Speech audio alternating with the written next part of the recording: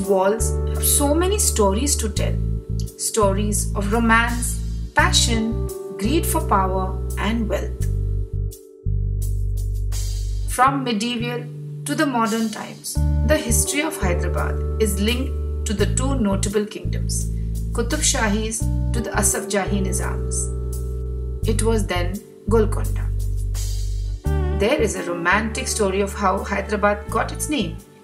The fifth Prince of Golconda, Muhammad Quli Qutub Shah, a young boy of 14, fell in love with an older Hindu woman, Bhagmati, a local courtesan. As soon as he ascended the throne, Muhammad Quli married Bhagmati, defying all traditions and made her his queen. Having embraced Islam, Bhagmati's name was changed to Hyder Mahal. Hence, the capital of the mighty Qutub Shahi dynasty, Golconda, was renamed Hyderabad after the new queen.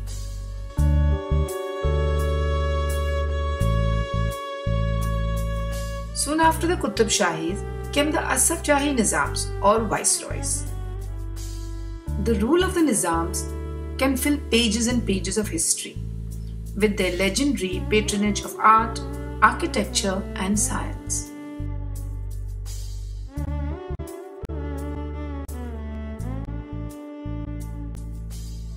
And standing testimony to this are the many beautiful monuments of Hyderabad.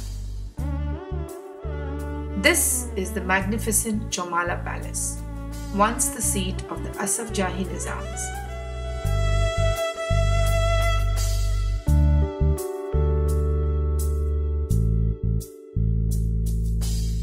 Over 200 years old, this complex of 4 palaces is a synthesis of many architectural styles and influences. The actual construction of this palace complex was initiated by Nizam Salabat Jung in 1750, but it was completed by Nizam Afzal ud Dawla Bahadur between 1857 and 1869. The palace is a replica of the Shah's palace in Tehran, Iran, with 2 courtyards of elegant palaces, the Grand Khilwat or Darbar Hall, fountains, gardens, and the clock tower. The southern, older courtyard of this palace complex has a distinct French influence, as it is believed to be built by a French architect. And it consists of 4 palaces: Aftab, Mehtab, Afzal, and Tahiyat. Of these 4, the Aftab Mahal is the grandest, with the 2-storied building, European facade of Corinthian columns and a parapet without a pediment. Built in an European style, it housed the royal private chambers. Hence the heavy silk drapes, Louis IV furniture and Persian carpets. The northern or the later built courtyard has recently been beautifully restored, thanks to the efforts of Princess Ezra, former wife of the 8th Nizam.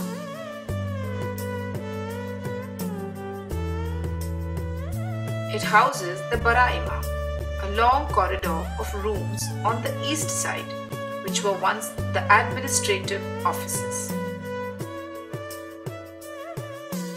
Across the courtyard, a mirror image of rooms, or the Shishi Alat, was made and used as the state guest rooms. But the architectural gem is in the center of all this. This is the Khilwat Mubarak, the grand Darbar Hall of the Asaf Jahi dynasty.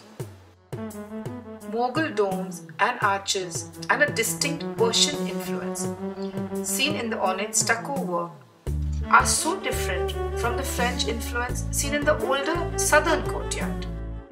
The royal seat, or the Takht-e-Nishan, lies in the middle of the grand pillared Darbar Hall.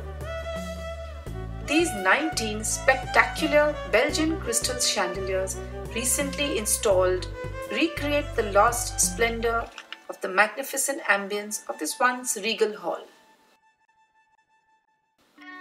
Soon after India gained independence, All princely states were invited to join the Republic.